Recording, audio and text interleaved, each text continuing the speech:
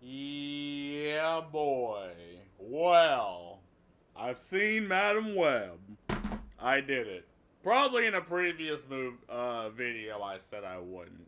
You know, the one where she says she can read your mind and that you would watch the movie. And I guess she was correct in that, but she also said I would enjoy the movie, and she is incredibly wrong. In fact, this movie was trash. It was big trash. It was big duty booty.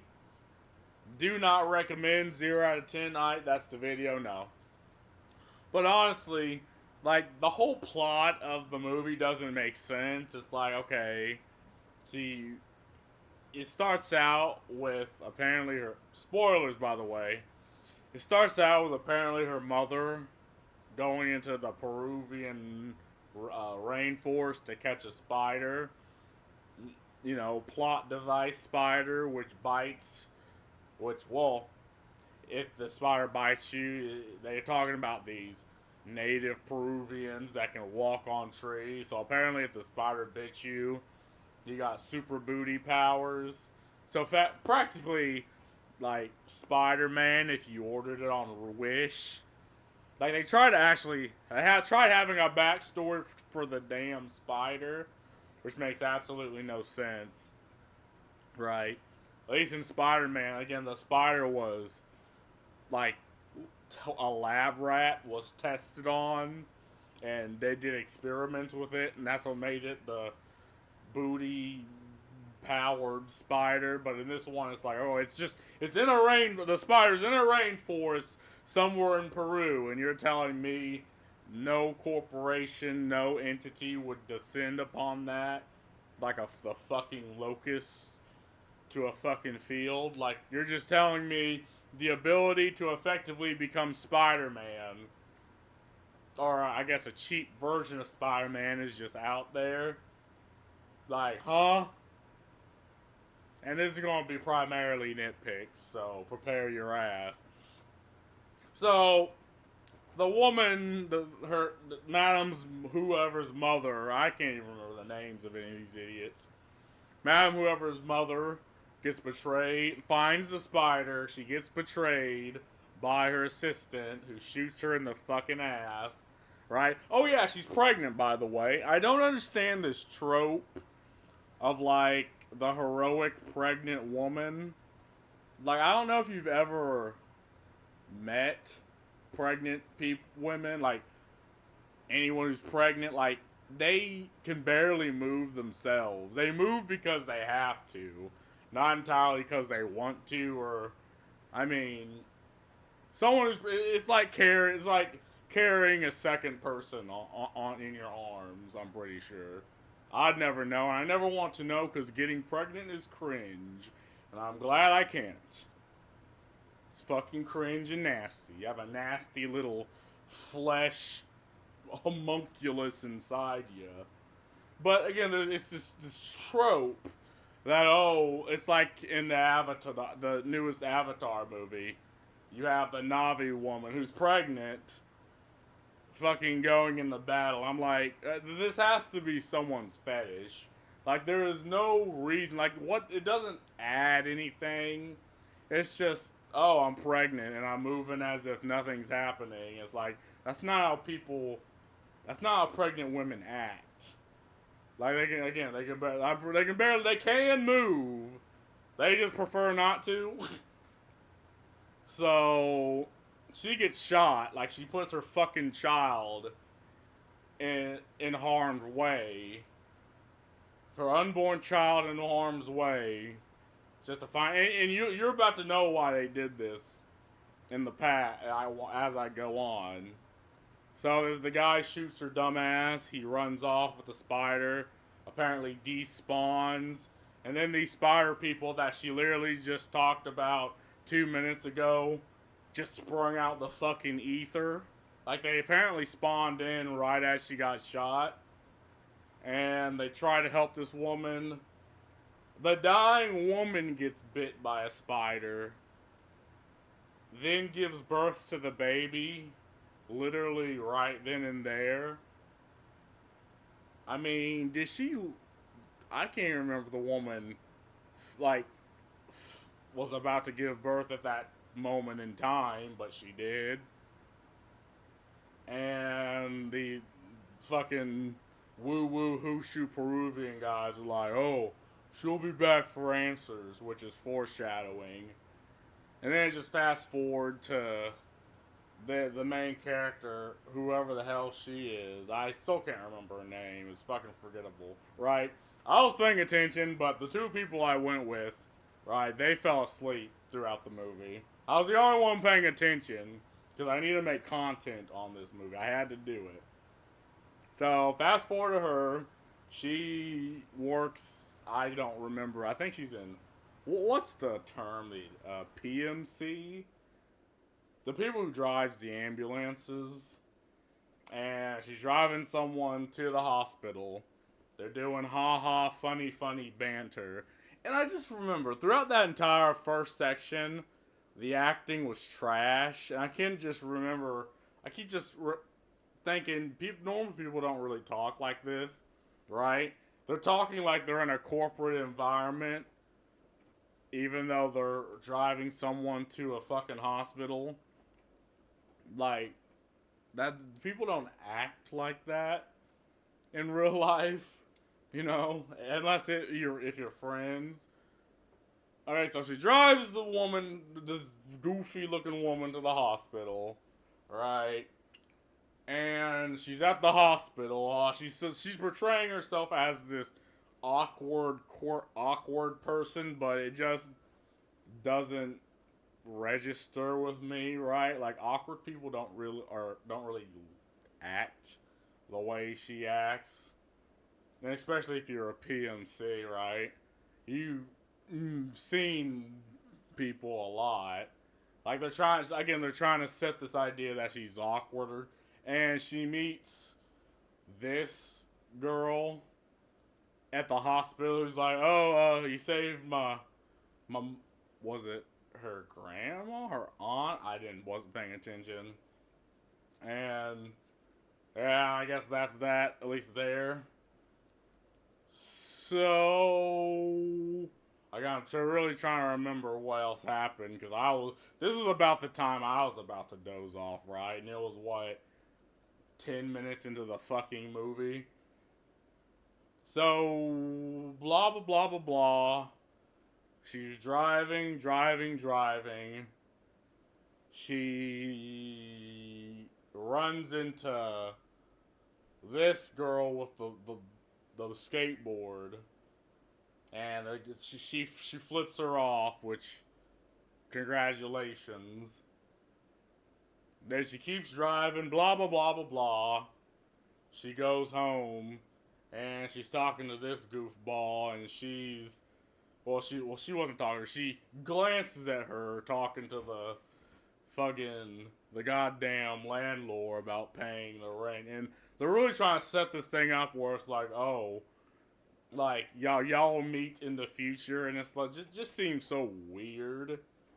It's like, eh, do I really want to go through the whole movie in this, or go through big parts that I could actually remember? Oh yeah, the big bad villain guy is this. He's some rich bozo who with a goofy woman that, I don't know, sits on the computer, like the tech HR lady who does the computer bullshit. And this is what I don't understand, right? Because he can see the future, but he only sees one portion of it where these three come together and kill him. And I think he goes doofus brain, because his plan is to just murder them before they get to him. Like, he's apparently some rich bitch. Like, you would think that he would use his resources and everything to try to at least get them on his side, right? Because again, these characters have tragic backstories. I think her parents just hate her because, I don't know, That's how parents act, apparently. I guess her mom died. Or was it her dad that died? Oh no, it was her mom that died. And she lives with her dad. And he doesn't like her.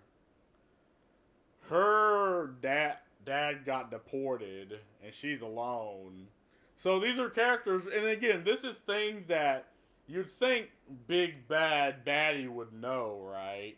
He has this super mega goofy fucking like business. Like he's very, yeah, he's that type of guy, right?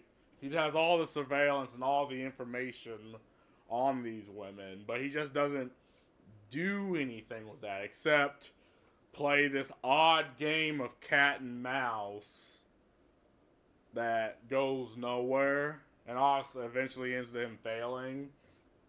See, that's the problem with Marvel movies nowadays. They have some of the weakest fucking villains, right?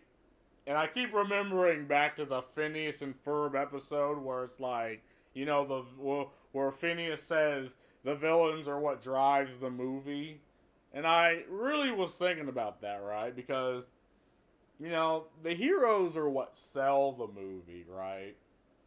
Like, people see a movie, they want to watch Iron Man, or they want to watch Thor, and they want to watch the Hulk. But then I was like, you know, the hero always just, you know what the hero's going to do. They're going to come in, beat the bad guy, and save the day. But it's the villain that really pushes the hero. Like, the villain drives the story. And you need to sort of craft the story, craft like the hero, and craft the world around the villain. Like, that's why you have such iconic villains like the Joker or like Lex Luthor, right? Because they legitimately drive the story. Like, they are influential. They are fucking psychotic, right? And again, my personal favorite villain, Ultron, was literally in a single fucking movie, but like, man was just infinitely fucking amazing in my opinion. But nowadays the villain just does, like, they try to attack ideas more than the villain. Like, I'm remembering back to Blue Beetle, and you had the evil capitalist lady, which I swear to God played Samantha Carter from Stargate. I swear to God that's her.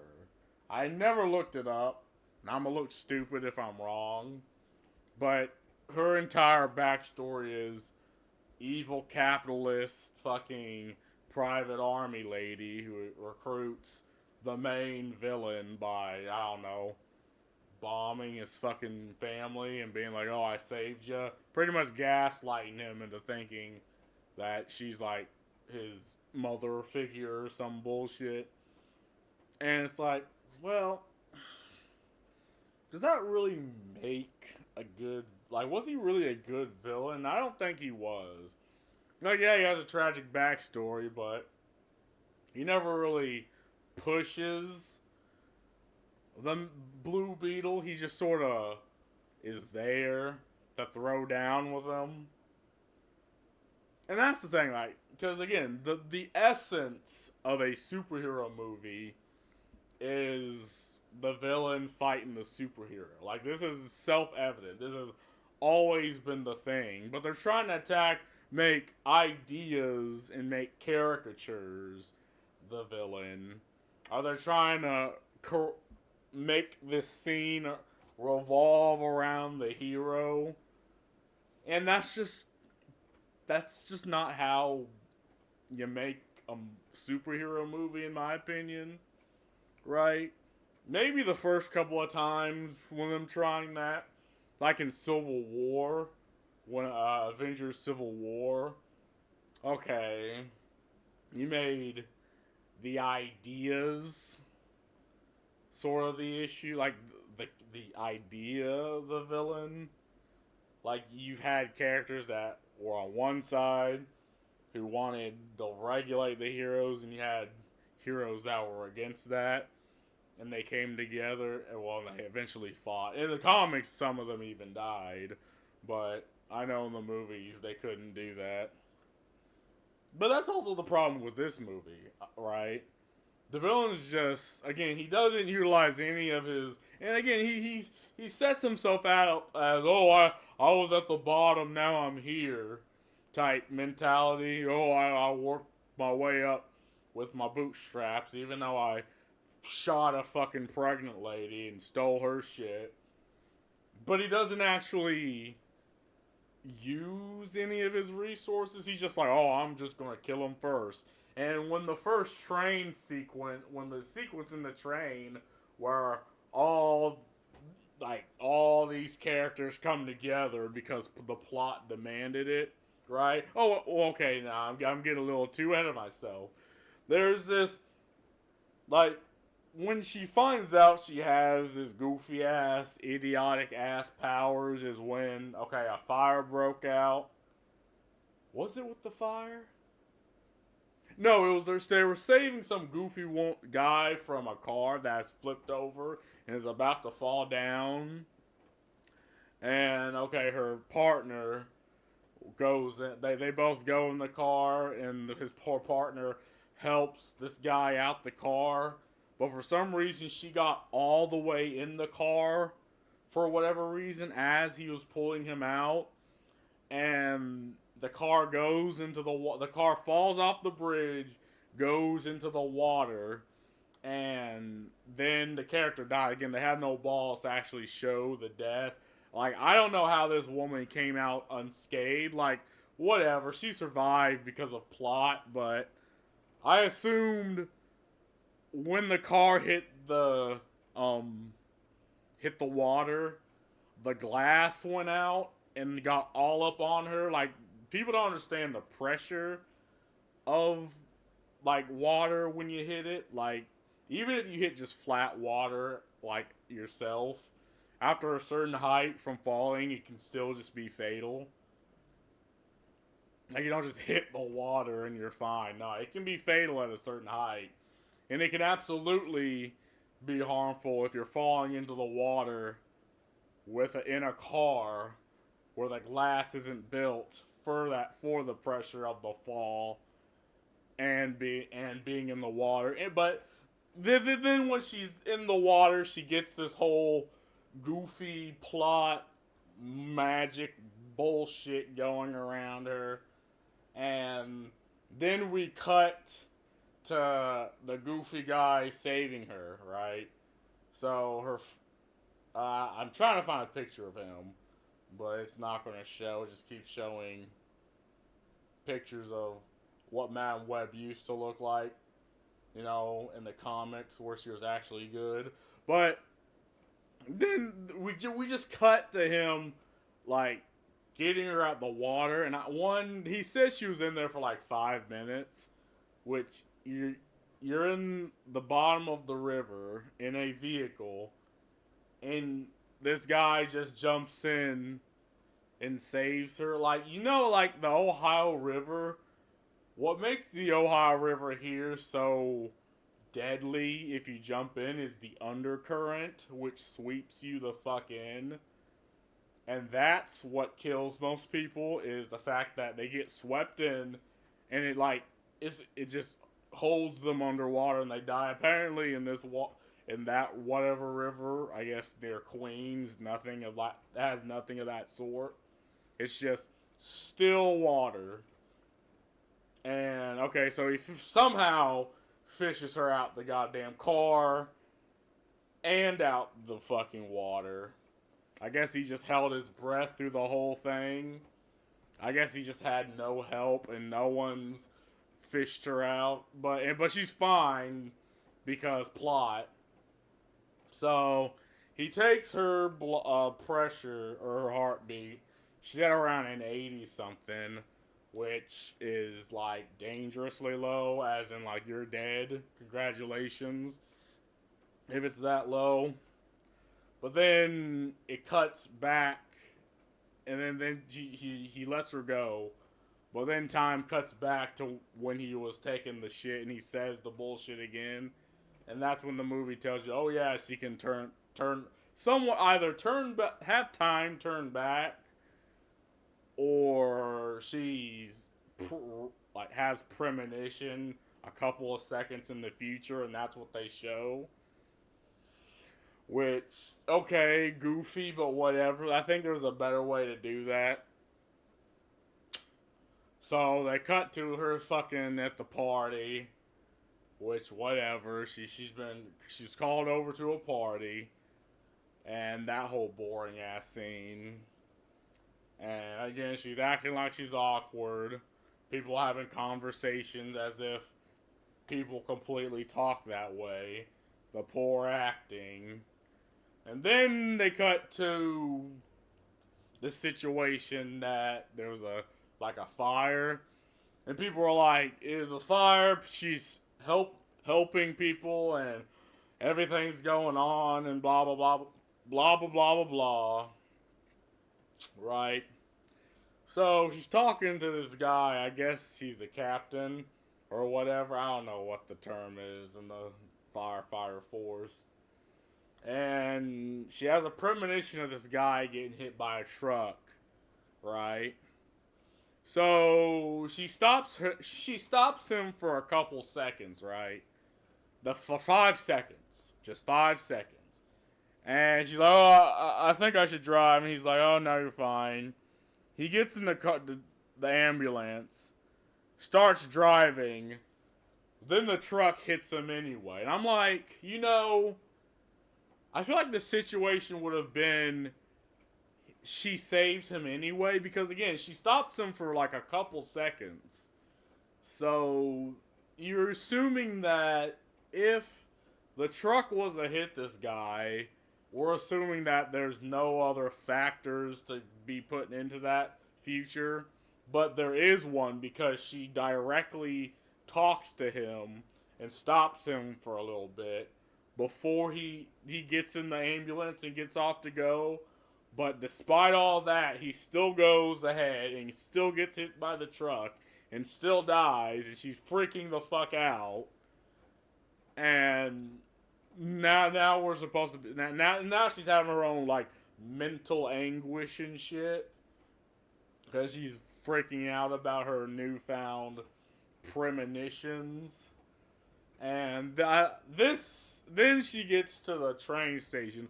Probably a couple other goofy stuff happened, but I'm cutting to the train station. She gets to the train.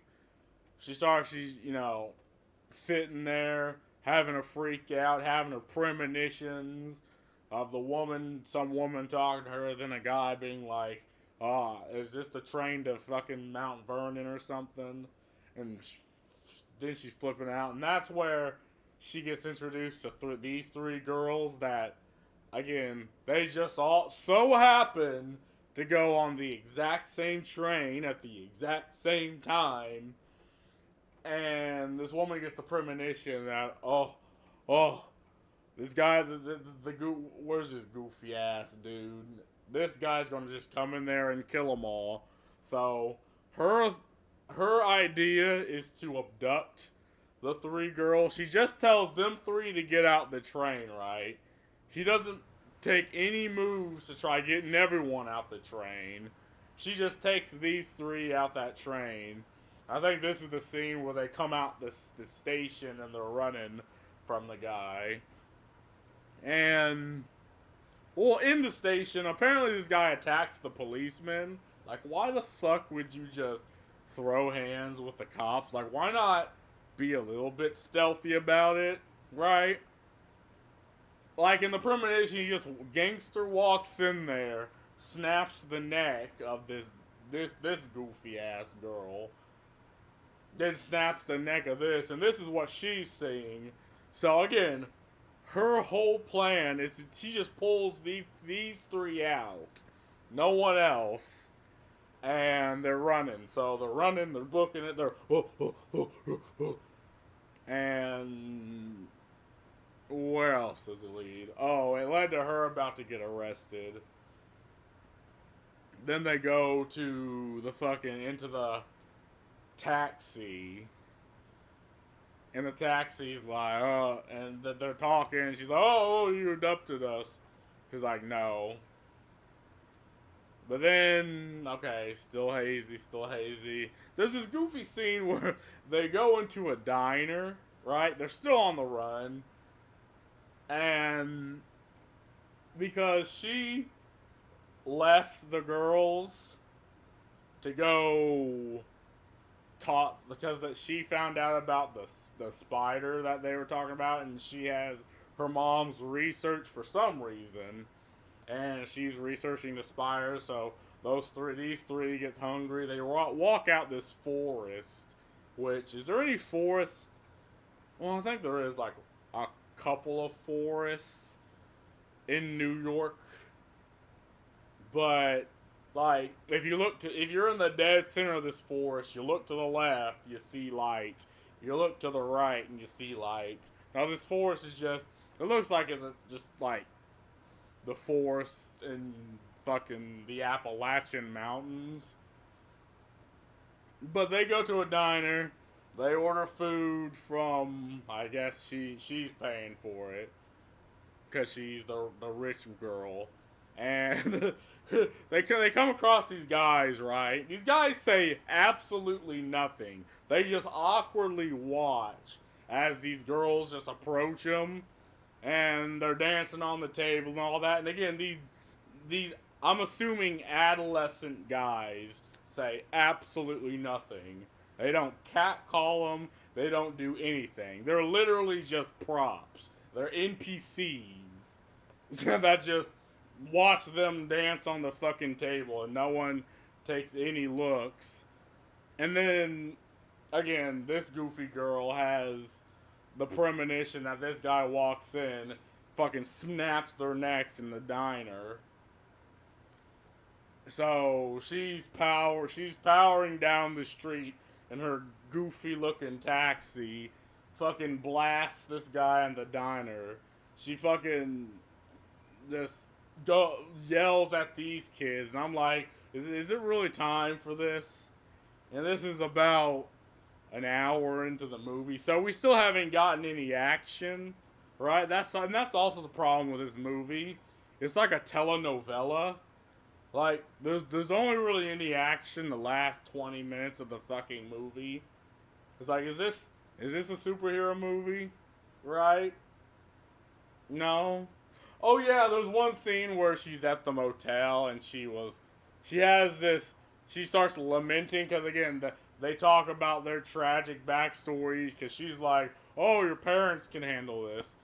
Which, okay, how could a bunch of fucking parents handle this goofball who literally walks into places, throws hands with cops, and is intended on killing these girls? And then they have all these tragic backstories, which again, I feel like he would know because again, he's the rich bitch, right? I guess they're trying to set him up as someone who's gotten famous off of somebody else's work, and he's sort of incompetent, but anyone with half a brain in his situation would do everything in his power to, well, I guess besides killing them, he could have tried making them on his side work for him.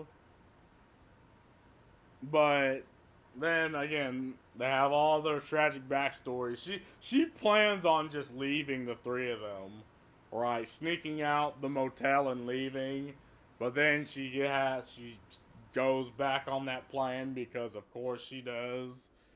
And she comes back and they have this goofy scene where she's teaching them how to do the heart pump on someone whose heart is not beating with their hands, whatever the fuck, resuscitation, I guess is what it's called. Only there is no mouth to mouth, which is required if someone's drowning.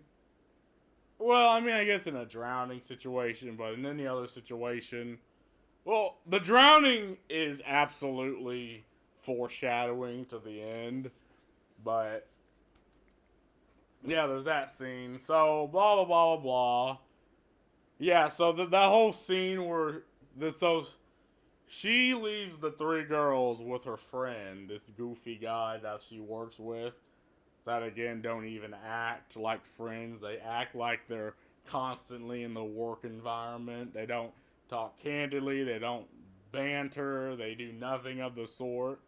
And she goes off just apparently in a couple of seconds, right? She flies off to the Peruvian desert like she set the spawn point at birth when she was birthed, and now she teleports to the Peruvian place. I keep saying desert. The Peruvian rainforest. And okay, so she talks to this goofy ass guy who fucking Doctor Stranges her into the fucking pool. He's like, oh, I knew you'd be back. Apparently, she knows the exact fucking location of where these guys are, despite it never being in her books. And I'm like, the Amazon rainforest is a big place. Now, it's not as big as it used to be because of deforestation, but it's still a big place. It's still relatively, seen from space, right? Like you can point the Amazon rainforest on the map and on the globe if you're in space. It's a pretty big place, but she just happens to go to the exact place where the Doctor Strange looking ass guy soul smacks her into the river, and she has all these premonitions about her. I think it's like her mother, because apparently her mother, the whole reason her mother was in that rainforest is because she went to, I guess she's like an OBGYN or something, and they found out that her child has this condition where this rare disease, and her mother's there because she wanted to make it's one of the most haphazard plot points. It's like, oh, her mother wanted to make a cure from the spider that somehow is just chilling in the Peruvian rainforest, but the guy that betrayed her used it to get rich, and she was doing it just to find a cure for her daughter.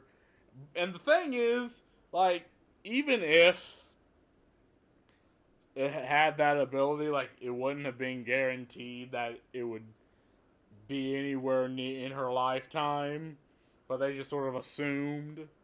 And that's the thing, because I know Madame Web in the comics, again, the reason why she couldn't walk is because she had some affliction that kept her from doing it, walking, but she could still have premonitions and shit. And yeah, it's one of the most lackluster plots. Like, I didn't care. And I believe by this time the guys I went with, they were asleep already. I went with my brother and my friend. They fell asleep. I was the only one paying attention to that movie.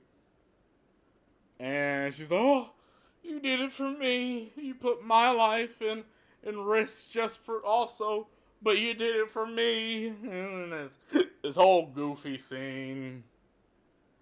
So we cut back to the three girls. That's with it. They're like this girl's friend and her mom. And her mom. This girl's friend and his wife, whose water broke, and are trying to rush her to the hospital. So on the way to the hospital, this guy attacks them. And okay, apparently again, this woman spawns right back into Queens because there's this goofy scene, and I think this right here is the scene, because apparently she has the premonition that this guy's gonna throw a grenade that the only item he had in his inventory was a grenade, apparently, and blow up the car that has her friend, his wife, and the three girls. So she takes an ambulance. She blows through, I think, this building, right? And she's mid-air, but for some reason, this guy jumps right into the fucking ambulance. Like, if he would have just stood right where he was, the ambulance would have just went over his head. One, how the fuck an ambulance could get that fast to have that fucking much air on it is beyond me. They put the fucking turbo NOS on that ambulance, right? And okay, so she orders the girls to get in the ambulance, which is fine, by the way. The ambulance just fell from 3, 4-ish stories, but it's fine. Its axle didn't give out or anything. Ball bearings didn't fucking get blasted. It's 100% fine. So they're going down the ambulance. This guy's fucking frog jumping on fucking vehicles. And she tells them to rev up the defibrillator machine. You know, the thing that's like clear, and it fucking refibrillates, resuscitates the heart. And okay, the scene, then this guy gets on top of the ambulance, and she charged the machine.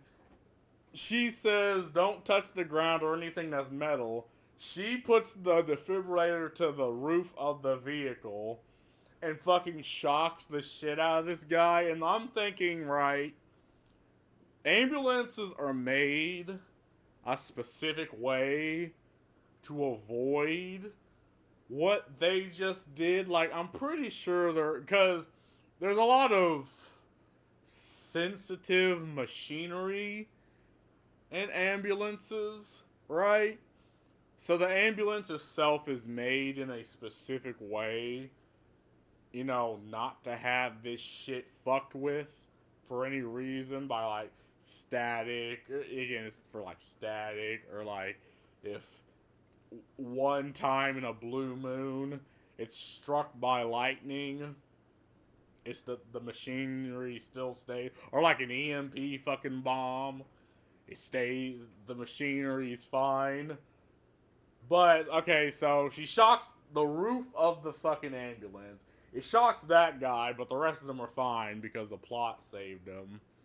I think we're nearing the end of the movie, because the ambulance is fried. They go to, and this is part of the movie I'm about to talk about, is probably the best part of the movie. Not because it's good, but because it's just a lot of random bullshit, pee-pee, boo-boo, poo-poo stuff. So, they're running, right? She gets the premonition on how to fuck this guy over. So they run into, like, I'm assuming a firework factory.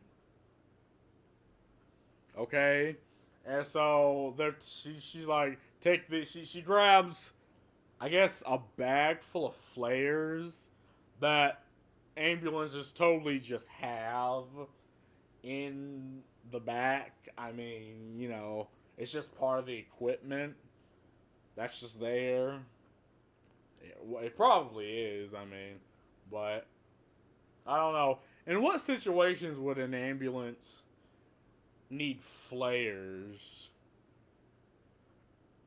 Like, unless they need to go spelunking for a cave diver who's stuck and hurt or something. I don't know. But anyway, they go to this, like, firework factory, and she's okay. So they're smacking open these flares, throwing them into places, and this guy's hot on their tail, right? He's really huffing to murder these children, which I respectable. I fucking hated every single last one of these children, but. And all while he's doing this, the flares are going off. They're blasting through a concrete, or I think it's like a cinder blocked walled building, right? Because she calls a helicopter, which somehow is supposed to save them. Newsflash, the helicopter didn't, right?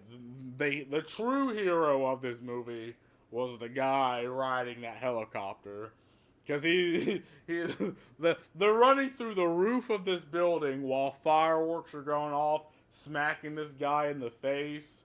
And she picks up, like, this, like, sheet metal with a single piece of rebar that's kind of like a shield. And she's parrying these fucking fireworks that are blasting through a fucking brick building. But she's parrying these fucking fireworks off this, like, metal shield. Because I guess her premonitioning is working right. Because she's using her premonitions to sort of tell where the girl should go and all that. And it's the worst application of her powers ever. Because they're running down this roof. This guy in the helicopter is like, well, we can't land there. They can't land anywhere on the fucking roof. You gotta go to the edge. And it's like, whatever, goofball. So this guy's also on the roof.